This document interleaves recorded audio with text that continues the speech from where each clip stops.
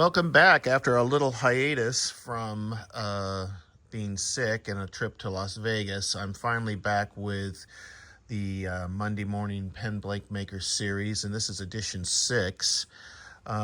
Yeah, we went to Las Vegas a few weeks back, and then while we were there, my wife got a little sick, and when we got home, she was laid up for a while, and I ended up getting whatever she had, and so I was off for about a week. I tried to work through it, but it wasn't very successful. But now, the last week or so, I'm back and I'm feeling pretty good. So I decided, you know what, today is a good day to make this video because Monday is coming up and I want to start a whole new pen. Anyway, so today we are talking about Mark Koster from Hobble Creek Blanks, and he is in Utah, and he is one hell of a blank maker, and let's get into it. So I think I found Mark on Instagram, and I want to say that I saw his work as he posted it about a year ago, and I also think a few friends were using his blanks. But what I really caught my eye about his blanks was his ability to really set division between some of his colors and then blend them well. You know, a lot of times when colors are combined, they start to bleed into each other.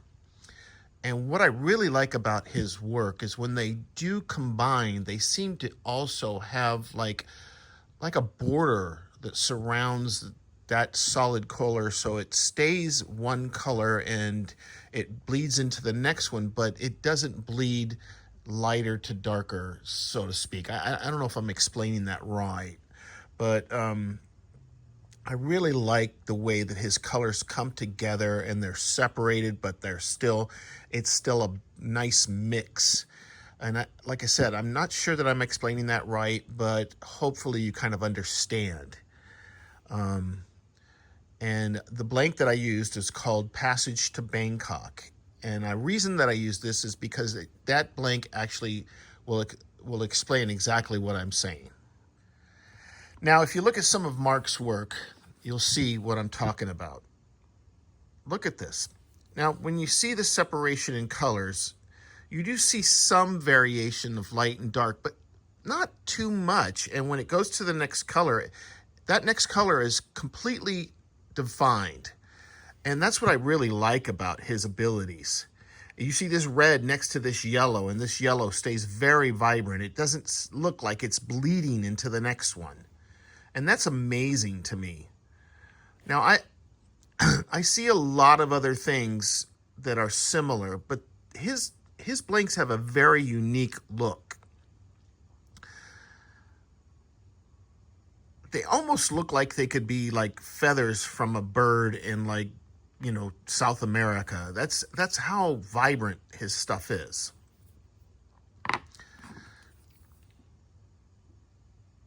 And it's just a really, really beautiful stuff. And I think that's what draws a lot of people to his work.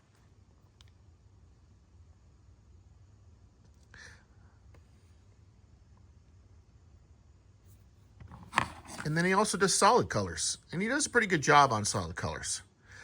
I love his solid red Urishi blank. It's one of my favorites. So anyway, you kind of get the idea of what I'm talking about when you talk about his blanks. So here's the pen that I came up with. It's the typical shape and size of all the Monday Morning Blanks, Pen Maker Series blanks. This one has a copper waterfall clip with a crush pattern. But if you look at the colors that are in the blank and you see what I'm talking about, how definitive they really are, and they really stand out, and you can tell the separations between the colors, and they don't bleed too much into each other. They actually separate, and they come together, which is one of the things I really like about his work. I talk about a lot of blank makers, and blank makers run the gamut, and they do all different kinds of things. But what this guy's doing is, to me, is really truly unique.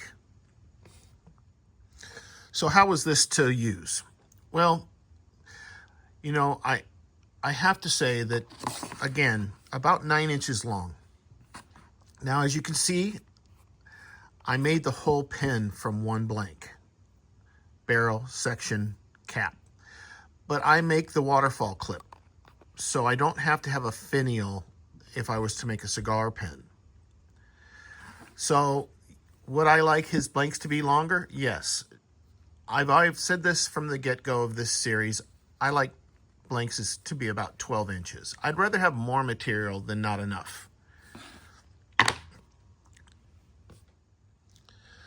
So when turning this, I found, and let me just say this, all blanks are different.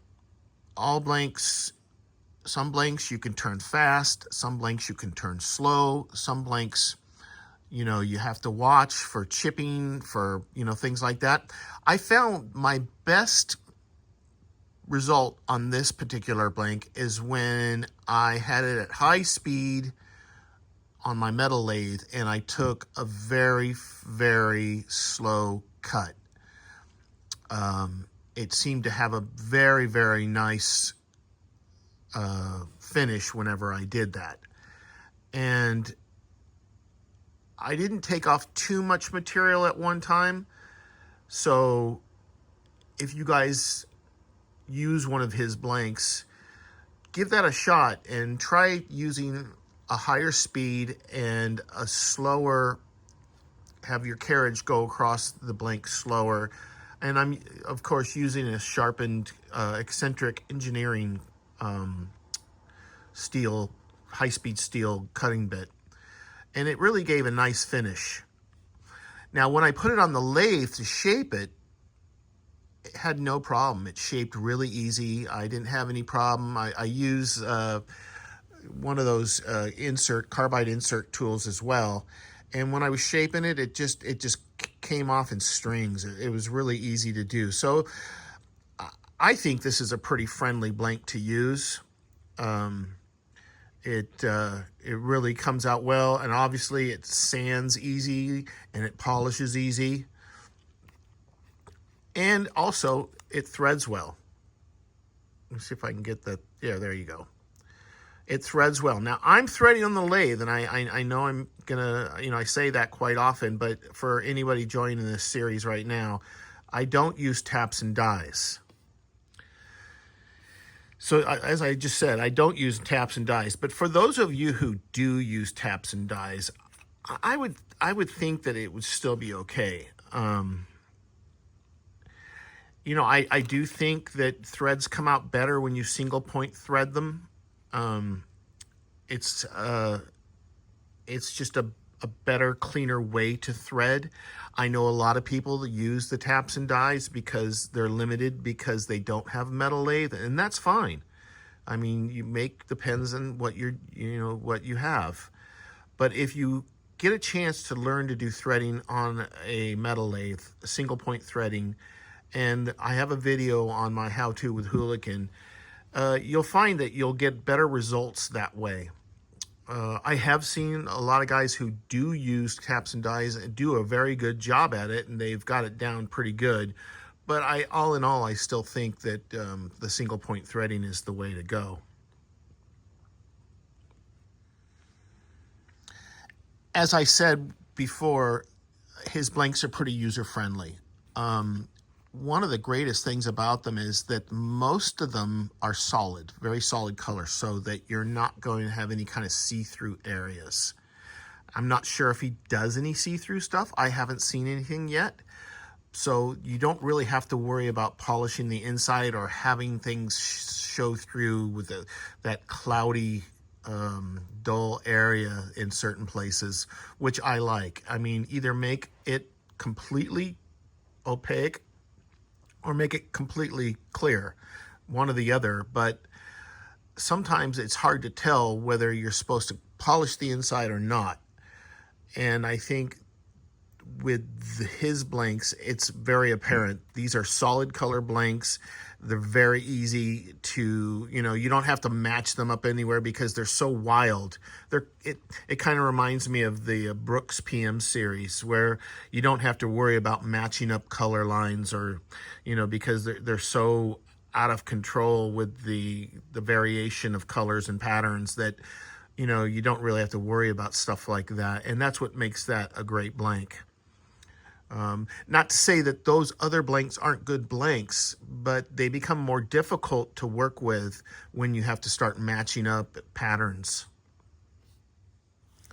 So the question is, would I use these blanks again? And obviously the answer is yes. Like I said, he's probably, if not my favorite individual blank maker, one of my favorite top 5 easily.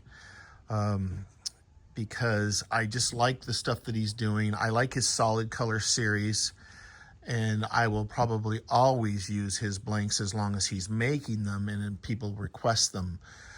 I believe that just about anyone can use his blanks. They would look good on kits. They would look good on, semi-customs, full customs, and, they would look good on anything. I think, the color is there, that it's vibrant, it's really crazy, and I think that he's an amazing maker.